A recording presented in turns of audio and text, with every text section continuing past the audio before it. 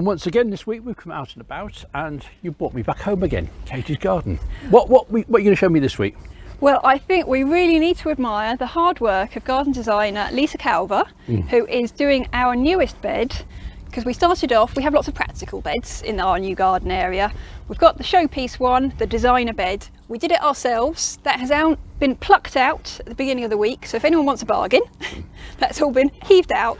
And we're now going... So all those plants you're selling off, just like Chelsea? Yes, exactly. Except we thought, we can't do it as a frenzy because that's not COVID friendly. No. So we're playing it down a bit, but there are some bargains and they're just by the garden. Controlled frenzy. Yes. So instead we've gone with this lovely bee-friendly, wildlife-friendly garden that Lisa's designed. It was due to go at Birmingham NEC, but again, COVID, Yep. So we get it instead. No need to travel. Well, you see, there's always benefits from everything, isn't it? We Yes. wouldn't have seen this in Suffolk. We'd have had to go to Birmingham to see it. And now it's taking shape. We'll have a word with Lisa in a moment. Tell me what you can see so far, because all I can see this is... I love gardens that use height. Yes, because that's definitely where people can sometimes go wrong. And the first time we did the Suffolk show as a display, they marked us down because they said it's too flat. You need a bit of up and down. You want something that's going to catch the eye. Yeah. And Lisa's definitely done that for us. You're going to see this is an amazing globe, and it's packed with all the bamboo canes with the hollows where all the things like ladybirds like to hide. There's fir cones, there's some vertical strats which apparently butterflies like, so that's one I've learnt from Lisa. And that's this big wooden globe, and then below that we've got some standard holly bushes. A lot of people don't know what standard means. That means it's like a lollipop. Yeah. Yes, that's what you have to say to people. It's a nice holly and nice ilex as well, because it's that soft one, isn't it? You don't get scratched to death with that one. No, the worst one is the hedgehog. Because it's not only just spiky on the edges. Reminds me of Christmas wreaths. No. So we've got the height there, and already it's taking shape, isn't it? It is, and it is just absolutely gorgeous. We've got leaflets people can pick up to see the planting plan that she's got it to, but it's very much going on the purples and whites, and that is a deliberate, because if you're trying to attract the wildlife, bees particularly, the colour they go for the most is the purple. That's their vision. Oh, I didn't know that. So the hope had been this was going to be very much alliums. There's a handful left. We have made it because they're ever so bee friendly plant, but we've got lots of others in, like the foxgloves and the salvias. And it's all about having clumps of them as well, because when the bees come out, they don't like to flit around from one to the other. They like, if they come out, they're coming just for the lavenders. They like all their meal in one go, don't they? They do. They don't want a bit of starter and a bit of pudding. They want all the starter in one go and a big dinner. Yes, they're going to go and fill their shopping bags with the one thing and haul it back. So when you're planting in your garden, make it worth their while. Don't just plant one lupin or something. Make sure you've got a nice big clump so they can help themselves. And it's very structured as well, isn't it? Because we've got, as you say, we've got the heights, but we've got all the different textures and the heights, and your eye goes crazy because you don't know where to focus on it. It's a shame for all the other gardens you've got round here, because your eye only comes to this garden. It takes you to, if this was in your front garden, your neighbours would be mad with you, wouldn't they?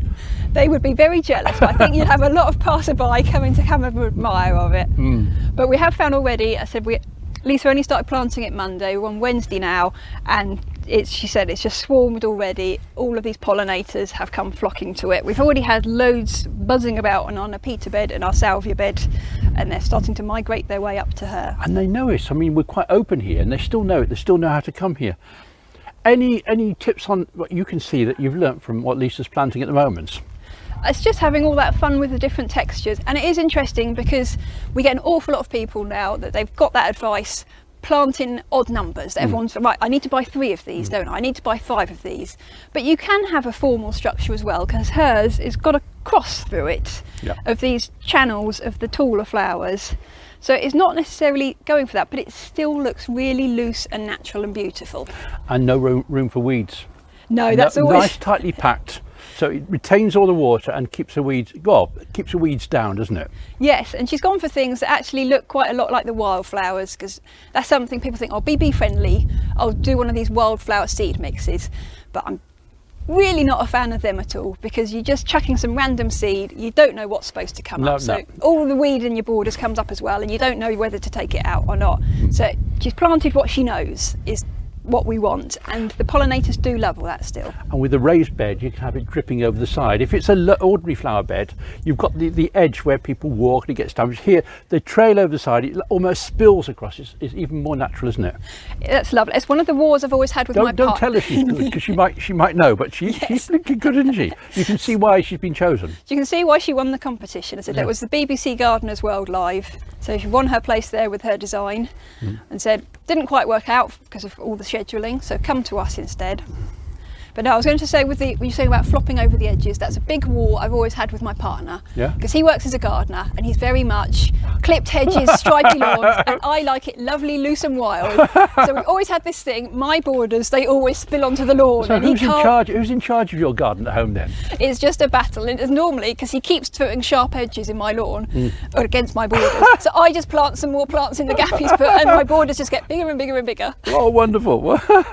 See that. It does make it look such a difference if you've got a sharp lawn edge. It gives you that real formal, proper, smart look. Yeah. But if you like the wild cottage garden look, you let it spill into the lawn. I don't know whose side. I think I better stick on your side because you look more feisty than he I'm is. closer. Oh, yeah. Oh, it's wonderful. So when will this be finished and when can people see it? I think Lisa's hoping to be finished by tonight. Okay.